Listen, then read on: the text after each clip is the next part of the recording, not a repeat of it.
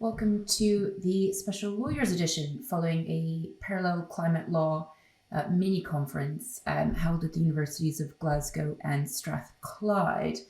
This edition also includes an interview with Estelle DeHaan, UKELA trustee and barrister at Cornerstone Chambers.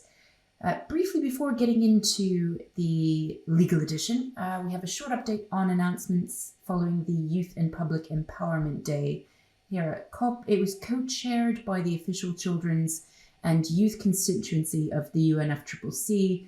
And during the day, we had the following announcements. 23 countries made national climate education pledges, which included net zero schools and commitments to put climate at the heart of national curriculums. The UK announced its draft sustainability and climate change strategy to equip and empower young people with the skills they need to drive the future of climate action. That was the press attached to that pledge. And then the education ministers from around the world, a number of countries also pledged to do the same. South Korea, Albania, Sierra Leone, for example, pledged to put climate change at the heart of their curriculums. And finally, a small number but significant impact, there was the announcement of a new £85,000 research grant that will be given to the Internal Displacement Monitoring Centre in order to carry out research on the educational needs of refugee children. At the end of the day, the UNFCCC's announcement was that today's event signified how young climate leaders are an unstoppable force. That's the quote. And of course, that also followed the enormous, much larger than expected, youth climate strike led by Greta Thunberg. So I think the UNFCCC's announcement there did reflect the huge amount of activity and feeling amongst the young generation on the streets today. Now, for the special legal edition, I held a meeting with representatives of the other legal associations that are attending COP. We'll hear more on the outcome of those discussions in the next 4 weeks. They're very exciting, potentially incredibly productive. But for now, during the course of those discussions and in my conversations with all of the other lawyers up here, I have to say I couldn't help wishing that UKELA stalwarts like Professor McCrory were here, albeit UKELA's patron Lord Carnwath was here, star attraction both days at the universities. I felt positively old school being a barrister who specialises in public law in the land use sector. John Kerry's comment that all lawyers are climate lawyers now could very easily just be that all lawyers are environmental lawyers now. So much has changed. Environmental law, climate change law now affecting pretty much the entire legal sector. There's a small army of corporate lawyers up here, albeit that army is very small compared to the much larger number of litigators here. And that does reflect the trend in legal activity. Climate litigation is still dominating the discussions, but the conversations have very significantly broadened just in the course of the last few months, in my experience. Every panel now generally includes commercial lawyers who are finding themselves having to advise clients on climate risk, litigation risk, reputational risk, and increasingly climate-related obligations, whether those are disclosure-related or otherwise. This is the key lesson learned for myself here. There was an overwhelming consensus that greenwashing is going to be at the absolute forefront of climate litigation and legal sector activity going forward. Greenwashing has been accepted and acknowledged as a real issue. Mark Carney raised it himself during Finance Day. He stressed the need for reliable, robust, and transparent metrics to assess actions and hold the private sector accountable. He's alive to it. The UN itself is alive to it. Antonio Guterres announced on Friday that the UN is going to create a new expert panel who will assess the private sector's net zero commitments in order to tackle this specific, very real greenwashing claim. The panel is going to draw up rules for judging the environmental credentials of the private sector or non-state actors. So the focus is obviously going to be on businesses financial institutions, but it's also expected to assess larger international organizations such as global development banks. So a wide remit there, and a much welcomed announcement to repeat and give full credit to the Times. They had an interview with Professor Michael Jacobs of Sheffield University, and Professor Jacobs' quote in the Times was that this initiative is desperately needed. There aren't enough forests in the world for all of the carbon offsetting that companies are claiming. So really important, going to be the target of litigation if nothing is done, but action is being taken now to address those concerns. Having just quoted the press, I have to say I have not had much time to read the press, but a lot of what I'm reading speaks a lot about announcements and a failure to take action. To my mind, that fundamentally misunderstands the role of events like this. It's always been a posturing exercise. Sovereignty is absolutely sacrosanct at the United Nations. So to judge whether action is actually being taken, I would suggest the press and people watching would be far better off watching the lawyers. Because, of course, if somebody is serious about something, they will get their lawyers involved. And the lawyers are here. So the private sector is serious. Although I do have to say that is mostly in light of concerns about litigation risk. But already we're seeing that evolving. The scale of the changes to the economy are such that as the economy's janitors, lawyers are going to have a central role in the transition to net zero. And we can see that happening. So a consistent theme in my discussions was the changing nature of legal advice, the legal sector across the world. So not just in developed nations, across the world, the legal sector is grappling with how they advise clients on the implications of climate change. And here I want to point out what the Law Society's recent resolution and just how important that is. In that resolution, the Law Society confirmed that solicitors' professional duties included the provision of advice to clients on climate change. Other legal associations have taken note of that and are following suit. In other words, there's a recognition that acting in the best interest of your client now includes having an understanding of climate change because of the risk it poses to our clients in a variety of ways. And that is already affecting corporate lawyers. That trend is only going to increase. Now, that said, moving away from corporate lawyers and back to the public law, environmental law sector, I came across the wonderful UKELA trustee, Estelle Dahan, and here is my interview with her. Lovely to see you. Lovely to see you. Very, very exciting to see UKELA here. I think in force, I can say the two of us. The two of us are a force, so you would be right. Excellent. So how has COP been for you? I think we're both on the verge of losing our voices, haven't really slept. It's been full on nonstop. General reflections and we're at the end of week one. We're getting an idea of but we've had the announcements. Of course, implementation of the announcements is an entirely separate issue, but we have an idea of the structure going forward. So with all that's happened this week, what are your thoughts? What's your impression of progress? So I agree. I mean, it's been a very full-on experience, and this is the first time I've physically been present at a COP. So it's been a lot. I think in terms of my overall reaction, I am feeling both very enthused and very inspired by a number of things and people, which I'm sure we'll have an opportunity to speak about.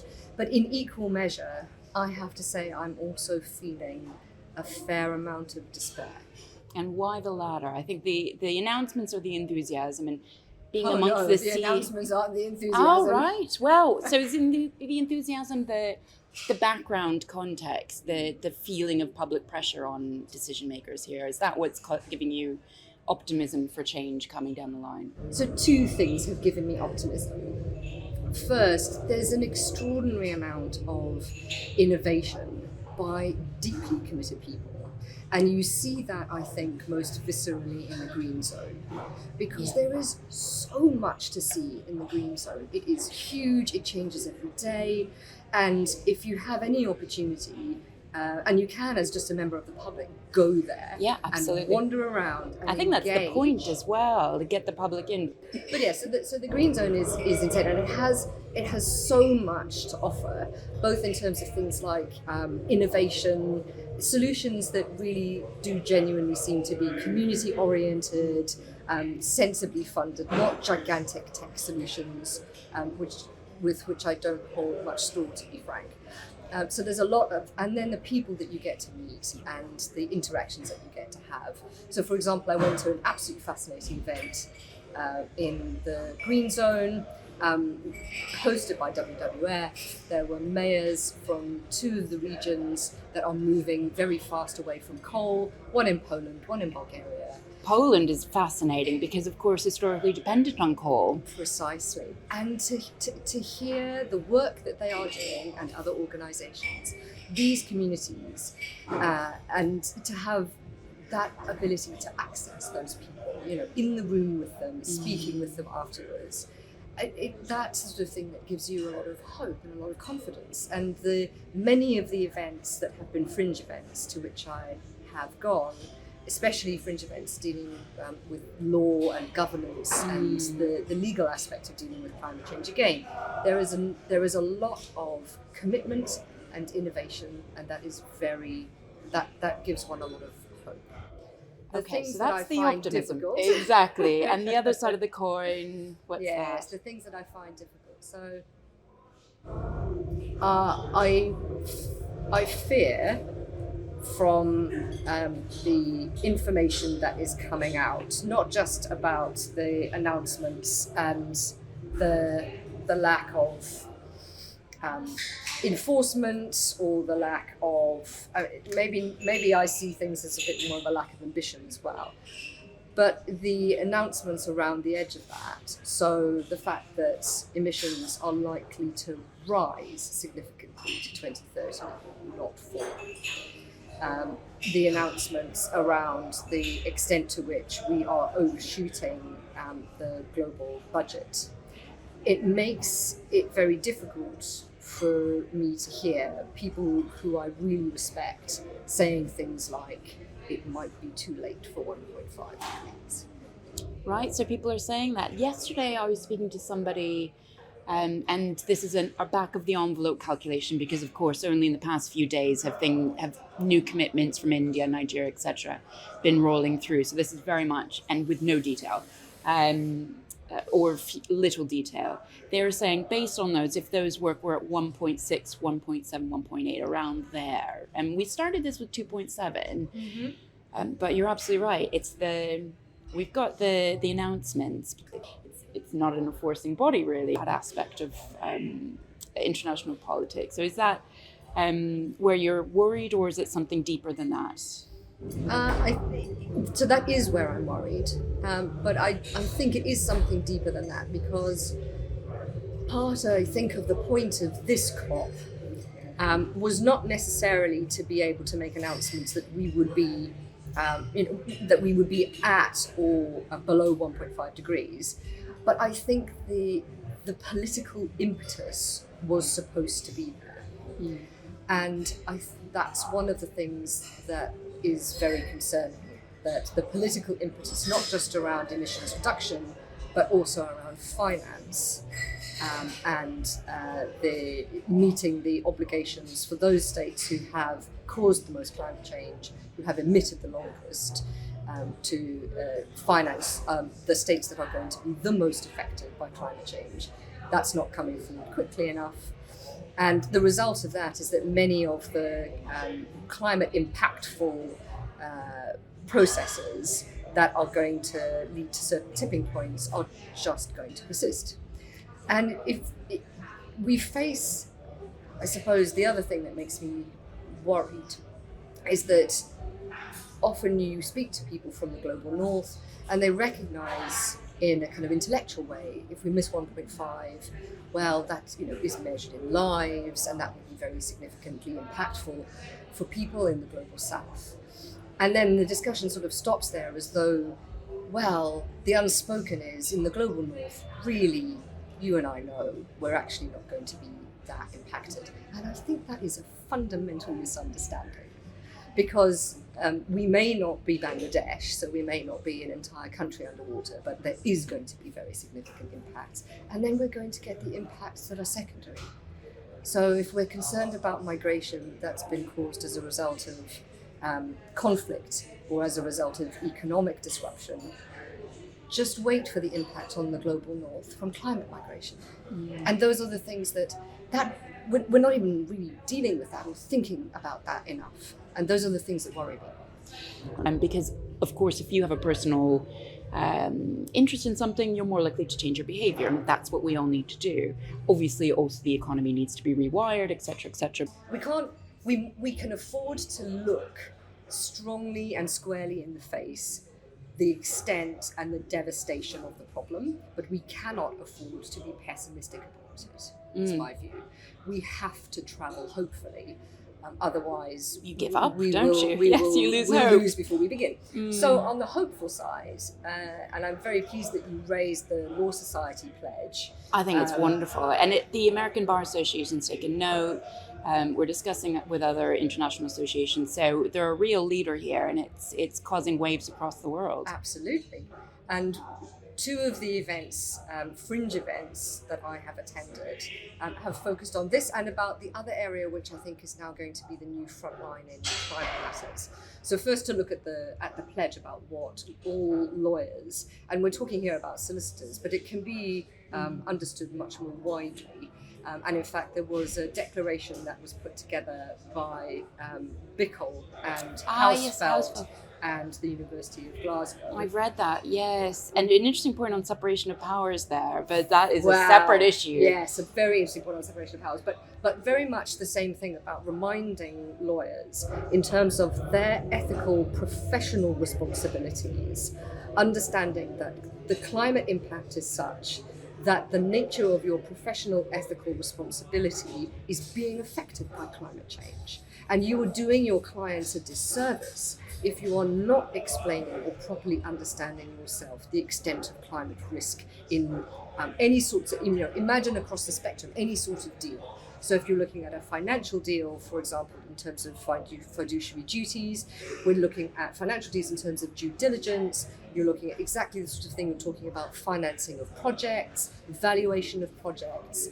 These are the new front lines, I think, in terms of fighting the climate crisis and the law's understanding of what that means. And the other fringe event, which is in fact going on still today, is a conference that happens on the fringe of COP and has happened for some time, which is the Climate Law and Governance Initiatives day-long conference. And two or three of the panels, one of which I came from to come and speak to you, have been looking explicitly at the money, following the money, understanding the nature of climate finance, understanding the nature of financial obligations, and understanding that extraordinary area of private international law inhabited by commercial solicitors and arbitrators, which actually is going to become one of the forefronts of the climate fight. And so what were I know the conference you're speaking about, and it was fully subscribed actually, so a lot of interest there, very interesting outcomes, no doubt. I think that's an international organisation as well that's putting that forward. So again, we've got the international legal community coming together to discuss these issues. So what were the discussions raising, and were they looking at solutions, or were they talking about the issues and then with a view to solutions perhaps down the line? Yeah, so they were talking a lot about solutions, which is great. So there was a fascinating kind of trio of conversations happening.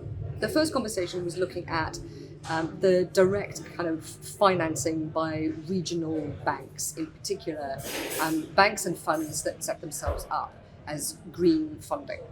So there was a lot of information gathering and just kind of understanding about how that financing works and what that world needs to be giving more funding to those sorts of projects that will be dealing with climate adaptation and climate mitigation. And the fascinating thing, the thing that really resonated with me, was that there is a lot of financing in that area, and they are looking for the projects that are sufficiently de-risked that they can come in with the fund. That's exactly what came out of day 3 finance. Yeah. And I mean, we had the VP and the vice chairman, not the VP, the vice chairman, and the chairman of BlackRock, Larry Fink and Philippe Hildebrand, both here, both saying we have 70% of our clients, they've got trillions under management. 70% of that are these investors looking for these de-risked investments. So what were the lawyers saying about that? So that's the second thing. Then the second thing was, and I, just to bring in intersectionality here, I cannot tell you how proud I was to see the awesome women lawyers in the room. Oh, that's wonderful. Very coming encouraging. forward with their years of experience from the commercial arena and explaining how that experience can be leveraged in climate terms. So the legal solutions are very much around understanding the obligations that are currently in place around due diligence and around risk and around commercial purposes, and commercial lawyers understanding and accepting that has ramifications for the way in which they advise their clients. And indeed, not just accepting that, but recognizing that in so doing, they will be doing their clients a service, not a disservice. And that's quite a significant, that could have a significant impact in terms of the nature of the shift. But the way in which that shift comes about is not necessarily depending on your jurisdiction. And I'm thinking about the UK here. For the UK, it's not necessarily difficult. It just takes a set of learning by that aspect of the legal industry to recognise what has to happen. So that was the second bit. And then the third bit, and this I've never heard spoken about before, but this was the magnificent Wendy Miles QC, who's been involved with the Net Zero Lawyers Alliance. And she was talking about how there's an element of the three things that tend to be involved in lots of big deal making. There's an element that we never really look at. And that's about community buy-in. And in very many areas, the community buy-in is a bit like that. Do you remember when you studied negotiation? I try not to, but yeah, I'll try. And you did that exercise, and the point of the exercise was to realise that actually you wanted the root of the plant, and the person you were negotiating with wanted the head of the plant. Oh, we had a different one, but this is it. Or It's the looking, inside of the fruit and the outside of the fruit. viewing the other person's position. Yes, but then also recognising that you're not necessarily, you might want different things, so that everybody can get out of a negotiation actually They want. quite a significant degree of what they want. Well, that's a perfect negotiation, isn't it? Exactly. And very often what communities want is not for the kind of climate, the big climate infrastructure to go away. What they want is for example, the stewardship of the land to be their stewardship, or for whatever for example, in an extractive industry, and we're going to have significant extractive industries around things like electric cars, for example, battery technology. Well, That's exactly. going to impact on local Where are the communities. minerals coming from? Where are all the of minerals this? coming Exactly. from? How do you get community buy-in when you've got finance in place, you've got vehicles in place, it's been de-risked, but you've got you've got an environmental, social governance issue, you have a local community. Very often what they want is to ensure that you maintain the land to a good level and you leave as though you were never there, and that they get some sort of benefit that runs with the land. So it might not just be about you have to spend money on the local community. It might just be about engaging with them so that they're getting out of it the thing that they want. I completely understand that. The difficulty, I think, is that the private sector needs to find a way to make that commercial, because I can't see that happening otherwise. I'm hearing in the background a lot of the pushback on day 3's wonderful announcement about the private sector investment in these clean tech and the emerging markets, but the pushback being, well, you're making money from all of this, and that's the only reason you're doing it.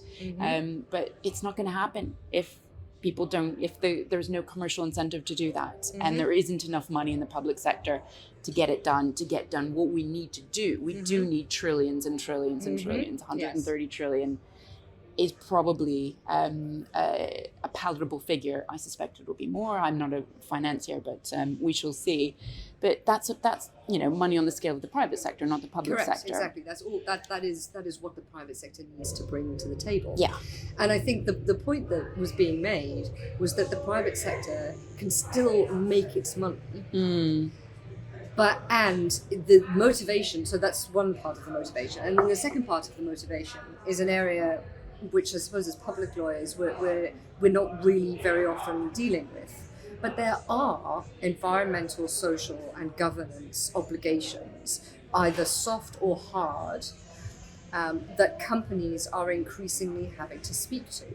And that's the thing that I found interesting, because my position has always been, unless the government legislates, it's going to be difficult to get the private sector to move. And speaking to solicitors and barristers working in the commercial sphere, the interesting thing is that even with soft environmental, social and governance obligations, the private sector is starting to move. So that in particular, you get banks, for example, when they're wanting to finance something, coming and very in significant detail chasing the understanding of how ESG is being dealt with in order to come to the table. And that's what I'm talking about in terms of the community. That's where your local community buy-in gives you your ESG, which brings in your happy bank, and everybody goes away with a bit of the plant that they want. Yeah. Wonderful. All right. So this is all very encouraging from the lawyer's perspective, but of course it does need to result in tangible action. So we know it needs to be done. It sounds like things are moving in the right direction. From speaking with lawyers, and what are the top things that you've taken away from these discussions that lawyers need to be aware of? Lawyers essentially listening and being open to the solutions that are there for them if they're listening to the various constituencies. And let me get that sounds all very woolly, but let me give you a there's a lot to example. unpack there, and I'm using a direct example. So, to bring it to our world of planning, I attended a breakfast hosted by ICE Projects, the fantastic ICE Projects, where we were looking in particular at climate change in the historic environment. And I should also, and I'll do this afterwards, give a shout out to the COP virtual built environment pavilion, which is fantastic. Anyway, so looking at a very concrete, a very stony, I'll stop now, issue of... I'm sure many members will love the puns. Dear me. Of heritage buildings and climate adaptation or climate mitigation. And sitting around the table, speaking with architects, speaking with transport people, speaking with heritage experts, there are a lot of excellent ideas. There is innovation. And if you are open to that and you know about that, then the next time you have a client who has a historic building, who has concerns about various things that are climate impactful, then you can leverage those solutions. So it's a lot about being open and upskilling and understanding that, in fact, a conversation you might not have thought of initially as a climate conversation about ways in which, for example, a healthy historic building taken back to a situation where it is breathing itself, a healthy historic building, might actually also be quite a climate well adapted historic building. So, for example, those sorts of conversations most definitely become climate conversations, and how you can fulfill your general professional and ethical obligation by bringing that to bear when you're advising your clients. And the UK Green Building Council and others have been involved in putting this together. And there's a whole series of events talking about how we can adapt to and mitigate climate matters in the built environment. Because, of course, and I've said, the finance lawyers and the commercial lawyers are the new front line of climate change. They really are. The planners and those involved in building have been on the front line of climate change now for at least 2 decades. And maybe, we're just, I suppose, understanding the extent to which that is an important element of our role. So the built environment is absolutely moved forward. And, we have a lot of extraordinary innovation in the built environment. And the pavilion is filled with examples, five of which are examples of excellence from the United Kingdom. So examples of development where there's been retrofitting taking place. So as I open my blue book of fantastic notes that I have made, there's the NCH 2050 homes development, which was where a kind of drafty row of council houses was retrofitted in a very innovative way to become climate positive. And retrofitting is a key issue because, of course, the UK's got some of the draftiest, oldest and least efficient housing stock on the continent of Europe. Well, yes, correct. Around the continent of Europe, I should say, post-Brexit. But this sounds like, was it cost effective as well? Because that's a real issue with retrofitting. It's costly. Yes. So have they found a solution to that, these architectures? Well, apparently so. And I think part of the cost solution is, first of all, you don't demolish the building.